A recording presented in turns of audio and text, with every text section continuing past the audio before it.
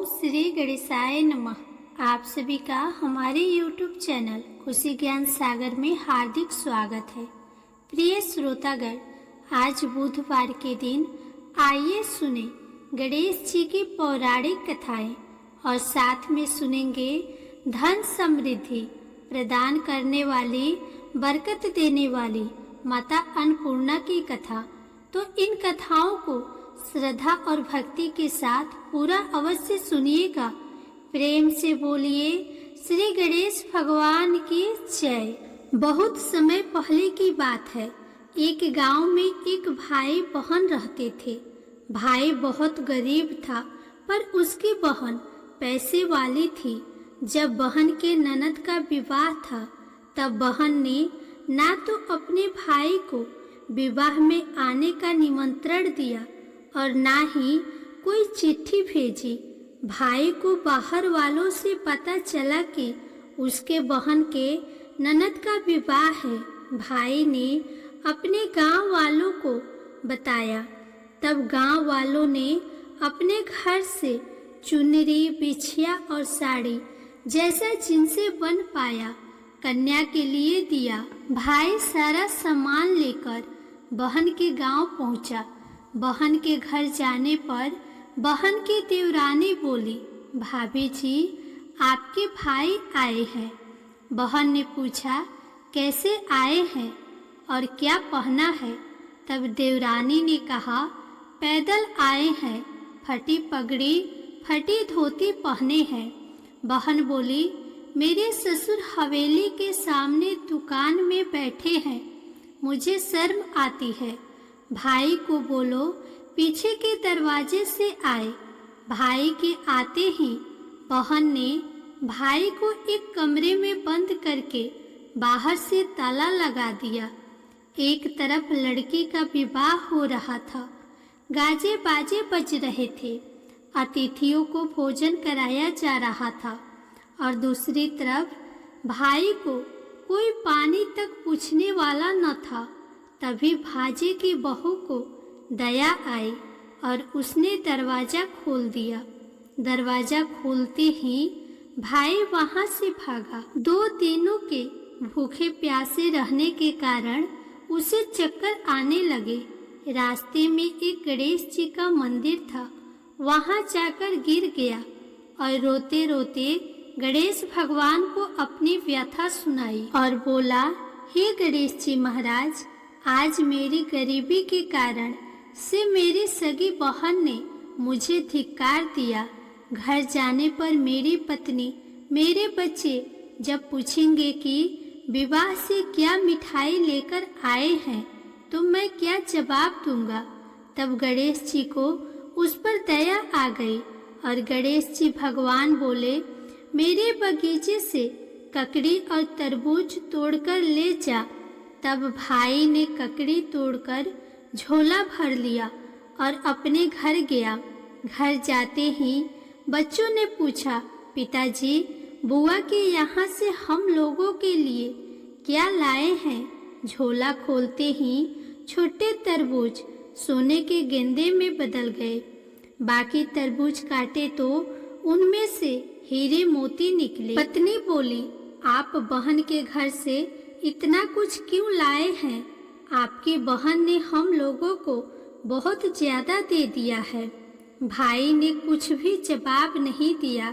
गणेश भगवान की कृपा से उनके दिन बदल गए। भाई का काम धंधा जोरों से चलने लगा। धीरे धीरे गहने, कपड़े, रहने के लिए मकान बन गए। पत्नी बोली, एक बार ननद जी को बुलाकर लाओ। भाई नए कपड़े, नए जूते पहनकर रथ में बैठकर बहन को लेने गया। देवरानी बोली, भाभी जी, आपके भाई आए हैं। बहन ने फिर पूछा, कैसे आए हैं और क्या पहना है? तब देवरानी बोली, रथ में बैठकर खूब ठाठ बाट से आए हैं। बहन बोली, मेरे भाई को बोलो कि हवेली के सामने से आए, मेरे ससुर देवर जेठ देखेंगे। भाई का बहन ने खूब स्वागत किया। भाई बोला, बहन, मैं तुम्हें लेने आया हूँ। तब बहन ने कहा, मुझे भी बहुत दिन हो गए हैं, चलो मैं चलती हूँ। भाई बहन को लेकर अपने घर आया। भाई और उसकी पत्नी ने बहन का खूब आदर सत्कार किया। जो चीजें मांगी सब बनवा कर दिया। बहन बोली, भाई मुझे एक जूती चाहिए। तब भाई ने मोची को बुलाया और कहा, मेरी बहन के लिए ऐसी जूती बनाओ जो मुंह से बोले। भाई ने बहन को बहुत सारा धन देकर विदा किया, पर अभी तक वह जूती नहीं आई थी। बहन जाने वाली थी, तभी मोची जूतियाँ लेकर आया। बहन की जूती पहनते ही जूतियाँ बोली, निर्धन भाई की पैसे वाली बहन, गणेश जी का बगीचा नहीं होता तो आज क्या करती।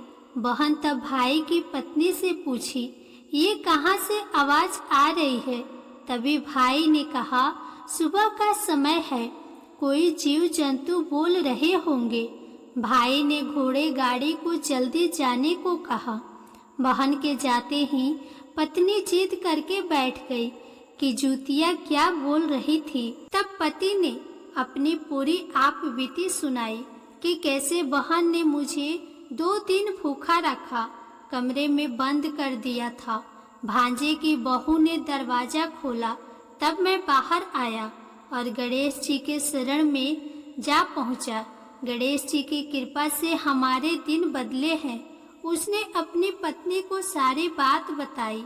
तब पत्नी बोली, अगर मुझे मालूम होता तो मैं आपकी बहन को कुछ नहीं देती। मेरा दिया हुआ सब कुछ वापस लेकर आओ। तब पति बोला, गणेश भगवान ने हमें सब दिया है। अगर वह मुझे भूखा प्यासा कमरे में बंद नहीं करते तो मैं गणेश भगवान के मंदिर में क्यों जाता। क्या मैं गणेश जी को अपना दुखड़ा सुनाता। तुम अपना मन मैला मत करो। अपने पर तो गणेश जी की कृपा है और किस चीज की कमी है। फिर दोनों गणेश जी के आगे झुककर प्रणाम करते हैं और जयकारा लगाया। हे गणेश जी महाराज, जैसी कृपा आपने गरीब भाई पर करी, वैसे ही अपने सभी भक्तों पर अपनी कृपा बनाए रखना। तो प्रेम से बोलिए श्री गणेश महाराज की जय। अब आइए गणेश जी महाराज की अगली पौराणिक कथा सुनते हैं। एक बार देवी तुलसी विवाह हेतु वर ढूंढने के लिए तीर्थ यात्रा पर निकली थी और ढूंढते ढूंढते वह गंगा किनारे पर पहुंच गई।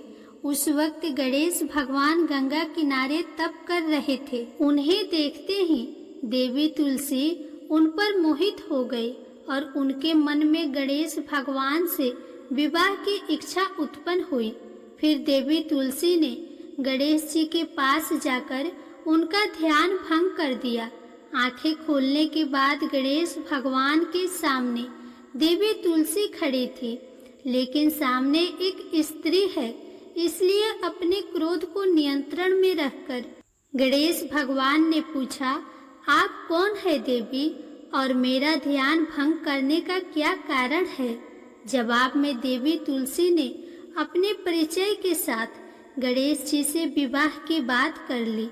उत्तर में गणेश जी बोले, देवी मैं ब्रह्मचारी हूँ, उस वजह से मैं विवाह नहीं कर सकता।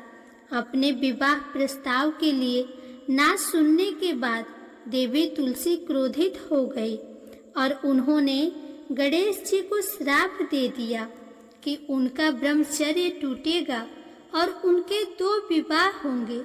इस बात पर गणेश भगवान भयंकर क्रोधित हो उठे, क्योंकि एक तो वह स्त्री है, इसलिए ध्यान भंग करने पर भी गणेश जी ने कुछ नहीं कहा और इतनी विनम्रता से बात करने पर भी उन्हें श्राप दिया गया। फिर गणेश जी ने भी देवी तुलसी को श्राप दिया कि तुम्हारा विवाह शंखचूड़ नाम के असुर के साथ होगा। एक देवी होकर भी उनका विवाह एक राक्षस से होगा। ये जानकर देवी तुलसी विचलित हो गई और विनायक जी से इस कठोर श्राप से मुक्ति दिलाने की क्षमा याचना करने लगी। फिर गणेश जी को तुलसी देवी पर दया आ गई। वह बोले कि मेरा श्राप तो बदल नहीं सकता, वह तो सच होकर ही रहेगा, लेकिन अगले जन्म में तुम एक पेड़ बनोगे और भगवान विष्णु जी की अति प्रिय होगी। उनकी पूजा में भी तुम्हारा एक महत्वपूर्ण स्थान होगा और कलयुग के इंसान को तुम मोक्ष का मार्ग दिखाओगी। लेकिन तुमने मेरा तप भंग किया है और मुझे ब्रह्मचारी होकर भी 2 विवाह का श्राप दिया है, इसलिए मेरी किसी भी प्रकार की पूजा में तुम निषिद्ध होगी। इस प्रकार देवी तुलसी गणेश भगवान की पूजा में निषिद्ध हो गई। तो प्रेम से बोलिए श्री गणेश जी महाराज की जय। अब आइए सुनते हैं गणेश जी की विवाह की कथा। गणेश भगवान का मुख हाथी का है और एक दांत टूटा हुआ है। इन्हीं 2 कारणों की वजह से उनका विवाह नहीं हो पा रहा था। इस बात से गणेश महाराज अक्सर नाराज रहा करते थे। एक दिन एक देवता के आग्रह पर विनायक जी उनके विवाह में अपनी उपस्थिति दर्शाने गए थे। विवाह स्थल पर पहुंचने के बाद कुछ देवताओं ने मिलकर गणेश भगवान का समय पर विवाह न होने के कारण उपहास किया, जिससे गणेश जी बहुत ही अधिक नाराज हो गए। उसी दिन उन्होंने ठान लिया कि जब तक मेरा विवाह नहीं होता तब तक मैं किसी भी देवता का विवाह होने नहीं दूंगा। गणेश भगवान के पास विवाह और अन्य संदेश लाने का काम उनके प्रिय वाहन मूषक राज करते थे। अब मूषक राज जब भी किसी देवता के विवाह का समाचार लाते तब गणेश जी उसे आदेश देते और मूषक राज अपनी सेना के साथ जाकर उस विवाह के मंडप को गिराकर तहस नहस करते एवं बारातियों को भी भगा देते।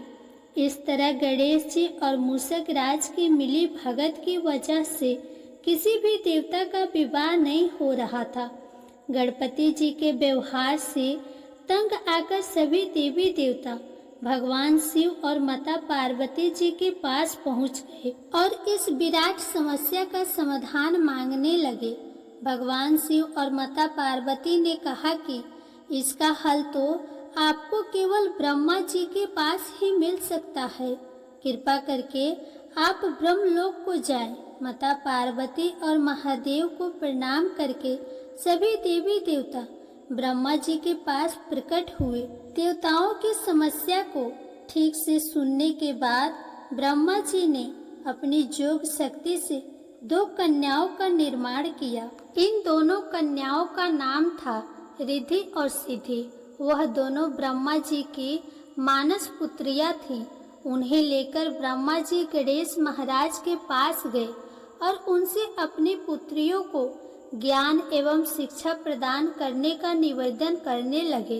ब्रह्मा जी का मान रखने के लिए एकदंत भगवान ने रिद्धि और सिद्धि को शिक्षा देना आरंभ किया। फिर उस दिन के बाद से जब भी मूषक राज किसी विवाह की खबर लेकर आते, उस वक्त रिद्धि और सिद्धि गणेश जी को अपनी बातों में उलझा कर रखती थी। इस तरह गणेश जी का ध्यान किसी और विषय पर रहता और दूसरी तरफ देवताओं का विवाह संपन्न हो जाता। एक दिन बुद्धि के देवता भगवान गणेश जी को यह बात समझ आ गई, लेकिन उनके क्रोध में आने से पहले ही ब्रह्मदेव अपनी दोनों पुत्रियों के साथ वहां पर प्रकट हो गए। रिद्धि और सिद्धि को सामने देखते ही गणेश जी का क्रोध बढ़ने लगा, किंतु विनायक जी के मुख से कोई भी शब्द निकलने से पहले ही भगवान ब्रह्मदेव ने कहा, आपने स्वयं ही मेरी पुत्रियों को शिक्षा दी है और अब मुझे इन दोनों के विवाह योग्य कोई वर नहीं मिल रहा। मेरी आपसे विनती है कि आप ही रिद्धि और सिद्धि से विवाह करके मुझे धन्य कीजिए। परम पिता ब्रह्मा देव जी की शांत वाणी को सुनकर गणेश का क्रोध शांत हो गया और वे उस विवाह प्रस्ताव के लिए हंसी खुशी राजी हो गए। विवाह के बाद अपनी दोनों पत्नियों से उन्हें 2 पुत्र प्राप्त हुए, जिनका नाम रखा गया शुभ और लाभ। तो प्रेम से बोलिए श्री गणेश भगवान की जय। आइए अब सुनते हैं गणेश जी की पूजा पाठ में सुनी जाने वाली अगली पौराणिक कथा। एक गांव में एक सेठ और सेठानी रहते थे। वे बहुत ही धार्मिक प्रवृत्ति के थे और वे गणेश जी के अनन्य भक्त थे। वे दोनों बिना चूके हर बुधवार को गणेश जी का व्रत रखते थे और शाम को ब्राह्मणों को भोजन कराने के बाद अपना व्रत खोलते थे। सेठ जी का काफी बड़ा परिवार था। वे सब आपस में बड़े प्यार और भाईचारे से रहते थे, लेकिन सेठानी और सेठ की कोई संतान नहीं थी। इस विषय पर परिवार और गांव के लोग आपस में बहुत बातें किया करते थे। सभी लोग सेठानी को बांझ बुलाते थे। ये सभी बातें सुनकर सेठ और सेठानी बहुत दुखी होते थे। एक बुधवार के दिन सेठ और सेठानी भगवान गणेश जी की पूजा संपन्न करा के मंदिर से बाहर आ रहे थे। तभी उन्हें सीढ़ियों पर एक छोटा सा बच्चा अकेले बैठा हुआ दिखा। बालक को देखते ही दोनों उसके पास गए और पूछा कि तुम्हारे माता पिता कहाँ हैं? लेकिन बच्चे ने अभी तक बोलना नहीं सीखा था, इसीलिए वह बोल ही नहीं पाया। पर दोनों सेठ और सेठानी बच्चे के पास शाम तक बैठे रहे। तब तक पंडित जी और सेठ जी और उनके नौकरों ने आसपास जाकर बच्चे के माता पिता को खोजने की कोशिश की, लेकिन उन्हें बच्चे के माता पिता या बच्चे खोने की कोई खबर ही ना मिली। फिर पंडित जी ने सेठ और सेठानी को वह बच्चा अपने घर ले जाने के लिए कह दिया। साथ में यह भी कहा कि अगर बच्चे के माता पिता यहाँ पर आते हैं तो मैं स्वयं उन्हें आपके पास ले आऊँगा। तब सेठ और सेठानी की खुशी का ठिकाना नहीं रहा। वे दोनों खुशी खुशी उस नन्हे बालक को अपने साथ लेकर गए। सेठानी ने बच्चे का नाम अपने आराध्य भगवान श्री गणेश जी के नाम पर गणेश रख दिया और बड़े ही प्यार और दुलार से उसका पालन और पोषण करने लगी। कुछ दिनों के बाद उसी गांव में एक ठग पति पत्नी आए। उनका इरादा गांव के सबसे अमीर आदमी को ठगने का था। वे दोनों ठग गणेश मंदिर के सीढ़ियों पर बैठकर सोच विचार कर रहे थे। तभी वहां पर पंडित जी आ गए और गांव में अनजान लोगों को देखते ही उनसे पूछा कि क्या आपका बच्चा खो गया है? दोनों चोरी चकारी के लिए बहाना ढूंढ रहे थे, इसीलिए उन दोनों ने तुरंत ही हाँ कह दिया। तब पंडित जी ने कहा कि चिंता की कोई बात नहीं है, आपका बच्चा एक सेठ जी के घर पर पल रहा है। पंडित जी उन दोनों ठग को सेठ जी के घर पर ले गए। गणेश के माता पिता आ गए हैं, यह खबर सुनकर सेठ और सेठानी बहुत दुखी हुए। सेठ जी ने उन दोनों पति पत्नी को एक रात के लिए अपने अतिथि गृह में ठहराया। अब वह दोनों ठग सिर्फ मौके की फिराक में ही थे। उसी रात सभी लोगों के सो जाने के बाद वे ठग एक एक करके सभी कमरों की तलाशी करने लगे। फिर वे दोनों तिजोरी वाले कमरे में पहुंच गए। छानबीन के वक्त होने वाली छोटी मोटी आवाजों से सेठ जी का एक नौकर जग गया और आवाज की दिशा में तिजोरी वाले कमरे के नजदीक गया। उसने चुपके से अंदर जब झांककर देखा तो दोनों ही मेहमान कीमती सामान चुरा रहे थे। नौकर ने यह देखते ही धीरे से उस कमरे के बाहर की कुंडी लगा दी और चोर चोर बोलकर पूरे घर में हल्ला मचा दिया। शोरगुल की आवाज सुनते ही घर के सभी लोग इकट्ठा हो गए। तब सेठ जी ने उन दोनों चोर पति पत्नी को कमरे से बाहर निकाला और सुबह ही पंचायत में हाजिर कर दिया। सेठ जी ने सरपंच जी को पूरा मामला बताया और कहा कि ये दोनों तो चोर है, अब हम पुत्र गणेश को इन दोनों को नहीं देंगे। लेकिन वे दोनों ठग पति पत्नी अपने जिद पर ही अड़ गए और बच्चे को ले जाने की जिद करने लगे। सरपंच जी ने इस गंभीर समस्या का एक तोड़ निकाला। उन्होंने सेठानी और दूसरी औरत को गणेश जी के सामने खड़ा कर दिया और कहा कि जिसके भी आंचल से दूध की धार गणेश के मुंह में जाएगी, वह बालक गणेश उसी के पास ही रहेगा। फिर वे दोनों अपने अपने आंचल मुंह के सामने फैलाकर खड़ी हो गई। सेठानी जी मन ही मन भगवान गणेश के नाम का जप कर रही थी। देखते ही देखते गणेश भगवान की कृपा से सेठानी की आंचल से दूध की एक धार गणेश के मुंह में गिरी और इस तरह बालक गणेश हमेशा के लिए सेठ और सेठानी के साथ रहने लगा। बोलिए श्री गणेश भगवान की जय। प्रिय श्रोतागण, अगर आपको यह कथा पसंद आई हो तो इस वीडियो को लाइक करके कमेंट बॉक्स में गणेश भगवान की जय जरूर लिखें। साथ ही चैनल को सब्सक्राइब भी कर दें।